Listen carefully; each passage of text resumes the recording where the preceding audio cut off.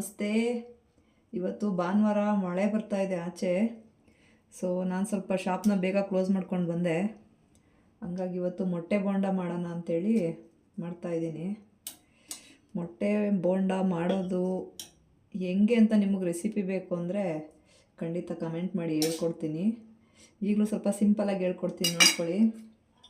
ಮೊದಲಿಗೆ stove ಹಚ್ಕೊಳ್ಳೋಣ. Stove ಹಚ್ಚಿದ್ದಾದ್ಮೇಲೆ ಎಣ್ಣೆ ಕಾಯ್ಲಿ.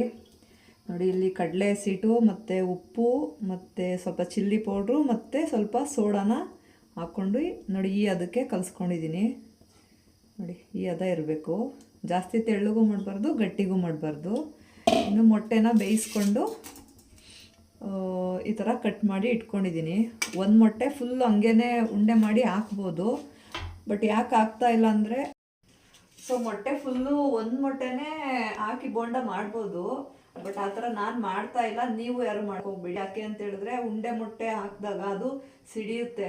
ಅದು ಉಂಡೆ ಹಂಗೆ ಇರುತ್ತಲ್ವ, ಎಣ್ಣೆಗೆ ಅದು ಬಾಯ್ಲ್ ಆಗುವಾಗ ಸಿಡಿಯುತ್ತೆ. ಎಣ್ಣೆ ಫುಲ್ ಮುಖಕ್ಕೆ ಸುತ್ತ ಆರುತ್ತೆ. ಹಂಗಾಗಿ ಈ ಥರ ಕಟ್ ಮಾಡ್ಕೊಂಡು ಮಾಡಿದ್ರೆ ಸೇಫು, ಚೆನ್ನಾಗಿರುತ್ತೆ, ಏನು ಸಿಡಿಯಲ್ಲ.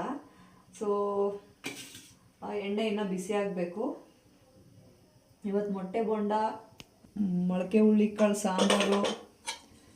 ನೋಡಿ, ಸಾಂಬಾರು ಟೇಸ್ಟ್ ಮಾತ್ರ ಸಖತ್ತಾಗೈತೆ. ಮೊಳಕೆ ಹುಳ್ಳಿಕಾಳು ಸಾರು, ಹಾಗೆ ನೋಡಿ ಮುದ್ದೆ, ಬಿಸಿ ಬಿಸಿ ಮುದ್ದೆ ಅಲ್ಲ, ತಣ್ಣಗಾಗ್ಬಿಟ್ಟೈತೆ, ಬೆಳಿಗ್ಗೆ ಮಾಡಿರೋದು. ಬಟ್ ಇದನ್ನೇ ತಿಂತೀವಿ, ಚೆನ್ನಾಗಿರುತ್ತೆ.